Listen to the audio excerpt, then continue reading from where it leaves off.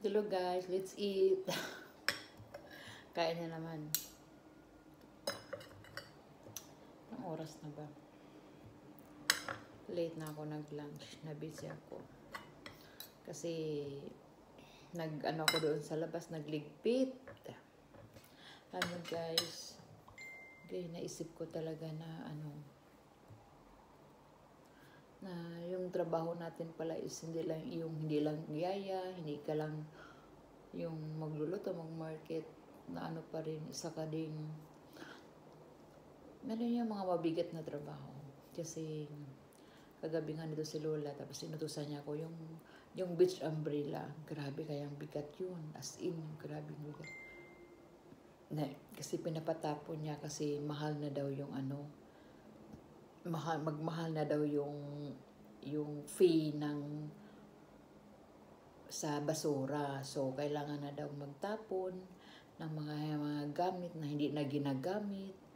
Kaya, isa na yung nakita ni Lola, yung beach umbrella sa labas.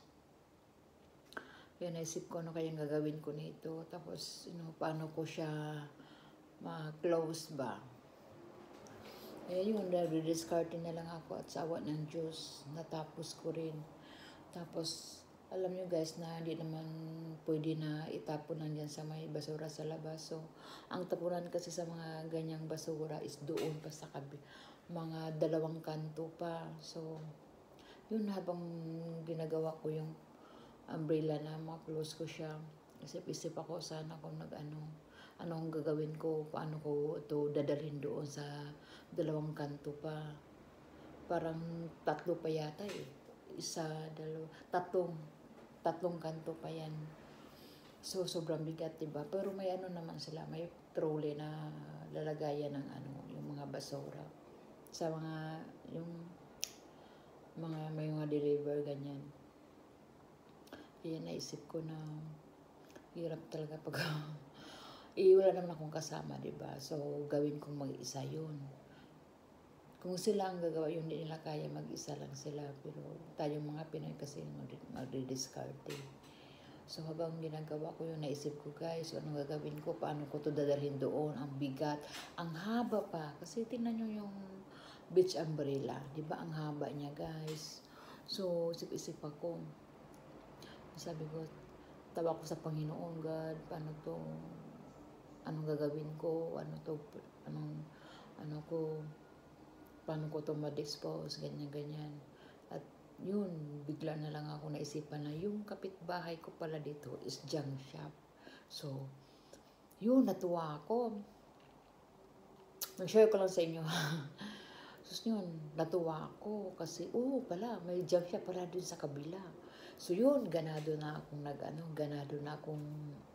inayos ko yung umbrella, di ba? Sabi ko, magkapira pa ako nito. Pero grabing sakit ng ko. Kasi yung mga ruska ba, kailangan mo siyang, siyempre, tanggalin. Grabe yung mga screwdriver na yung ginagamit ko para matanggal lang siya. Ayun, sawa ng Diyos na ko siya. Na-close ko yung umbrella. Pero grabe yung lakas ko talaga. Kailangan, bulgat ng malaki yung braso ko.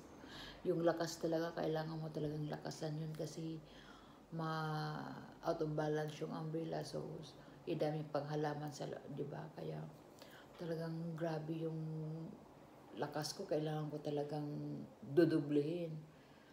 Kaya yun, sawa ng Diyos ko, paano ko kaya ito ikarga? Yun ang problema ko kasi ang haba-haba niya. Ngayon, kumuha ko ng na habang parang gusto kong hatiin siya ba? Kasi ang haba nga niya. Ngayon, di talaga siya mahati. Kaya isip-isip, ano kayang gagawin ko nito? Pinukpok ko siya, hindi talaga. Kaya yun, kinarga ko na lang siya. Sabi ko, no choice, kailangan ko na lang hilahin ko to at sawakan ko to. Ito yung mabigat. Tapos yung kalahati, ikarga ko lang siya sa yung may trolley. Ay, Diyos ko, bigla na lang natanggal mag-isa yung pinakadulo, yung pinakamabigat, yung stand niya.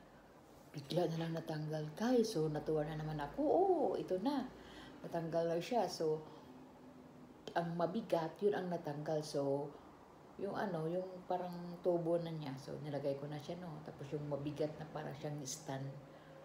Yung naka-X yan. yun, tanggal. So, yun na, nakarga ko na siya, guys.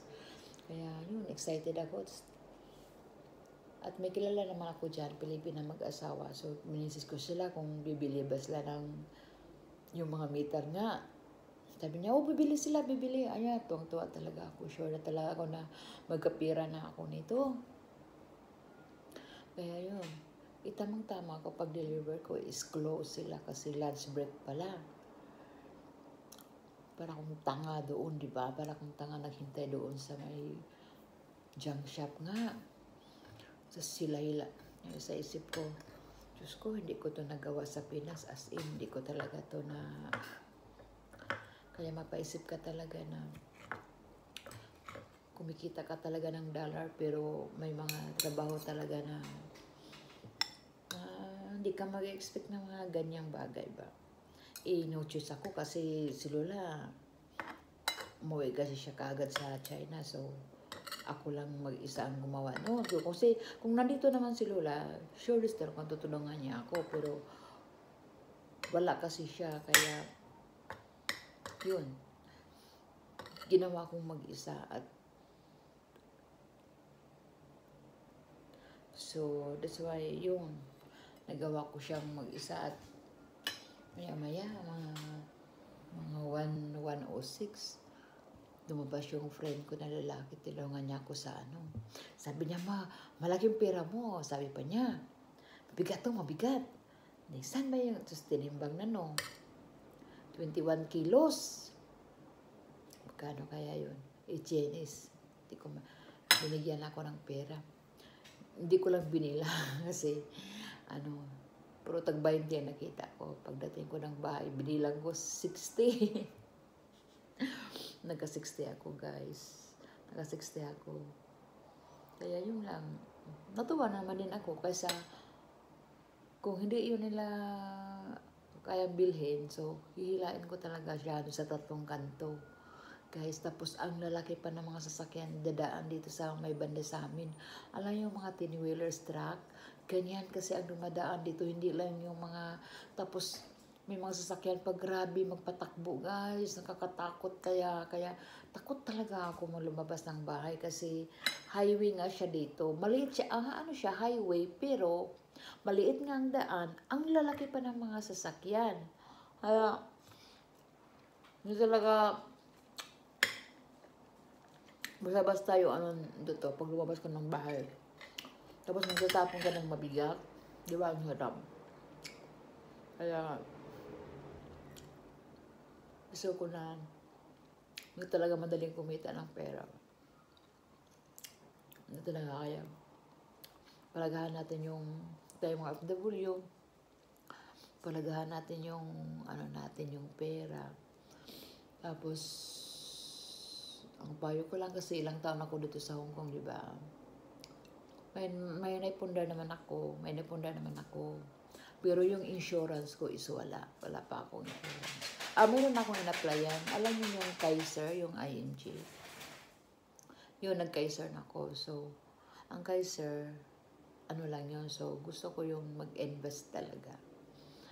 Kaya yun, naisipan ko na lang na kung gaano kahalaga, kung gaano kahirap kumita ng pera dito sa Hong Kong. Kaya, tapos na yung mga yung bahay ko hindi pa lang tapos.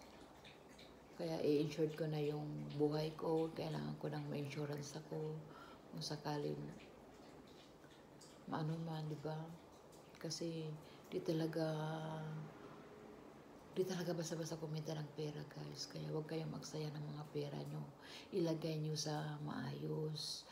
Lalo na sa sarili nyo. Huwag na lang lahat sa mga kasi ang hirap. Kaya naisipan ko talaga na ang hirap, yung trabaho ko naman is wala. Okay lang talaga ako dito kasi wala akong amo, wala akong alaga. Kaso lang, may mga time talaga na maiutos sila sa akin na yung mga panglalaki na natrabaho. Ganyan. Pero okay lang naman kasi kaya ko naman gawin. Kaya yun. Kaya kayong mga FW, wag kayong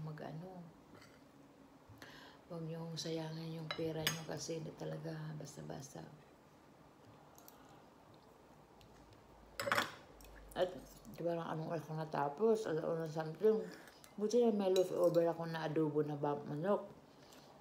Tapos nag-fry na lang ako ng itlog. Tingnan mo. Tapos may akong time magluto. Kaya, ayan kayo guys. Diskarte na lang sa mag-diskarte. Tapos, huwag masyadong maano sa mga pera. Sa pera, mga luho. Kukontrolin nyo na yan. I-save na nyo yung pera nyo kasi di natin alam kung kailan tayo dito. Katawan natin. Diba? Kung susuko na, at least kung na-insurance ka na, okay na yun. Okay na yung hindi naman okay na magkasakit, diba? Kasi hindi lang, I mean, in case, at least may ano ka, ganyan. Kaya ingat lang tayo guys, at mag-save na talaga tayo kasi grabe kaya kung ilang taon ako dito, grabe, puro lang ako. Pero at least, may na-invest naman ako, pero yung sa sarili ko na investment, wala pa. Kaya ngayon mag-umpisa na.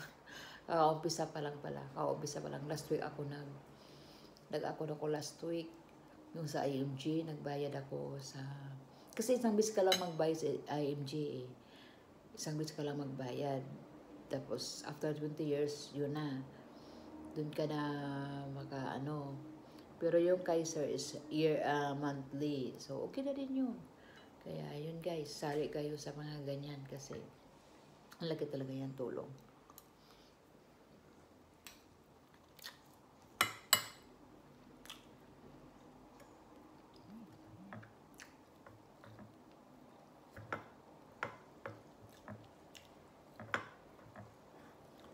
Ang bigat ng trabaho ko kanina, tapos yung pagkain ko leftover. Kasi wala nga magluluto kasi mag-iisa lang ako dito sa bahay. Buti na naman, may leftover nga kung wala. Ewan ko lang anong ulamin ko, itlog lang yata siguro, di ba? So, babawi ako ngayong dinner. Nuluto ako ng spaghetti, ng white sauce. Creamy sauce ang i-flavor ko sa spaghetti ko. Naglabas na din ako ng baboy para paggawin kong minced pork. So, yun na guys. Share ko lang sa inyo yung nangyari sa araw na to, sa akin, sa trabaho ko. Kung ano yung na-lesson ko sa ganyan na hindi basta-basta talaga magkaroon ng pera, diba? Yung share ko na lang sa inyo. Thank you guys for watching. Thank you for listening my drama na as in. Thank you guys. Thank you.